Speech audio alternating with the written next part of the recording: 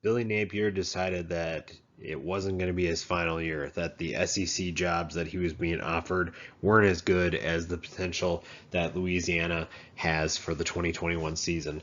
He returns nearly every single starter on both sides of the ball, and you can really see why the more you look at this team, he decided to return to coach them for at least one more year. It's going to be tough to keep him around for this long, especially with the talent that they have. But it feels like maybe this is his one last hurrah. Maybe bring the Ragin' Cajuns to a conference title, maybe an NY6 bowl. Is that in the store for them? They have the talent to do it. They have the quarterback to do it, and they've shown that they can beat the big dogs. In order to beat, just ask Iowa State what it's like to face Louisiana. At number 10, safety Percy Butler. Honorable mention, all Sun Belt with 44 tackles, 6 passes defended.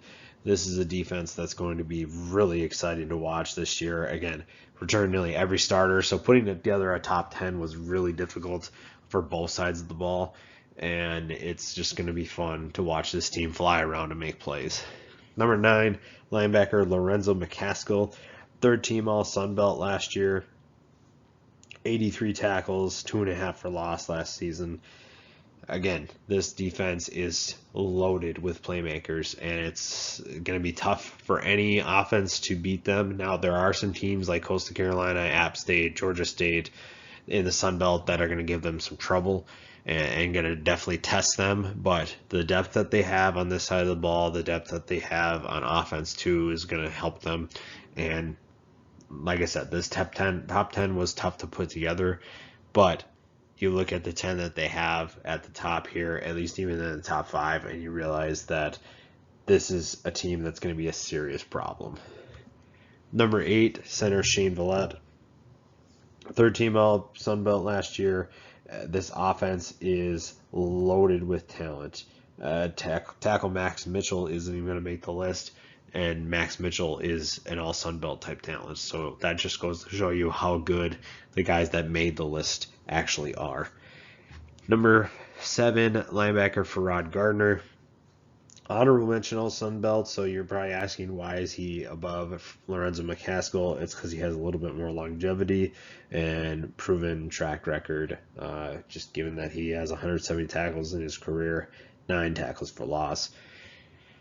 This is a good duo of linebackers, and like I said, this is a defense that's going to be flying around, making plays, wreaking havoc, and forcing some issues on an opposing offense that might not be ready for them.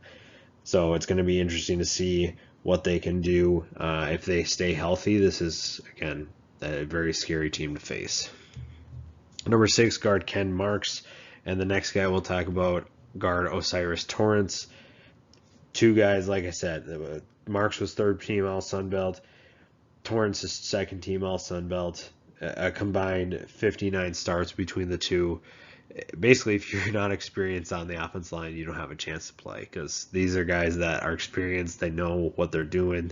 They know the playbook. They can do a lot more things because they know that playbook. And this is an offensive line that's going to absolutely demolish some defensive lines this year. Number 4, Zion Hill. Second team All Sun Belt last year. 5 tackles for loss, 4 sacks. Does he play on the inside this year? I think he does, and he's a disruptor, and he also benefits from facing guys like Vallette, Marks, and Torrance, because they go at it, at least in fall camp and in the spring. They battle each other, they make each other better, and for as good as the offense and the defense are, they're going to make the other side improve just because they face each other. And they might not face each other during the season, but they're going to lead up to that, and there's a little bit of a chip on their shoulder, given that they didn't win the conference championship. They didn't get a chance to play, given that the Sun Belt championship game was canceled because COVID had a major effect on the season last year. But they're hoping that a full season without COVID interrupting anything will mean that they get a chance to prove that they can be the best. Number 3, safety Braylon Trahan. Second team All Sun Belt last year, 48 tackles, 4 picks, and 9 passes defended. Natural playmaker on the backside. He and Butler will be 2 of the best safeties in the group of five, and a big reason why it's going to be tough to pass the ball on Louisiana. Number 2, running back Chris Smith. Now, Smith might not be the most talented player returning, or maybe not talented, most productive player returning on this list, but he is the definition of explosive. As a returner, he was first team All Sun Belt, and he was the third string running back. But everything I've heard about Chris Smith and from what I've watched is that big plays are not a stranger to him. He is 350 yards last year rushing with 1 touchdown, and that's on limited carries compared to the other 2 guys that were running the ball for them. 170 yards receiving, so he does a little bit of everything. Just get the ball in his hands, and usually good things are going to happen. And then number 1 shouldn't be a surprise. Quarterback Levi Lewis, second team All Sun Belt, over 6,200 yards in his career passing, 54 touchdowns to just 14 picks. Levi Lewis is a veteran on the offense. He knows how to make plays. He knows how to run the offense, and he is going to be a big reason why Louisiana wins some big games. He already showed why he can do that against Iowa State. You go back and watch that game. He made some huge throws, and he's going to be the leader and the reason why Louisiana gets to where they need to go. He's unfortunately going to be the reason why Billy Napier gets a better job too. So it's going to be fun to watch this team. I think the hype surrounding this team is growing every single day. The closer we get to the season, the more the hype is going to grow, and that's going to be fun to watch. Louisiana is a good team. They have a little bit of chip on their shoulder because they weren't able to prove that they could be conference champions. So that's their first goal, and then from there, everything else is just a bonus.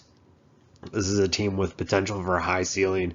A New Year's Six Bowl is not out of the question, and it's going to be fun to see what happens when they face a Power 5 opponent.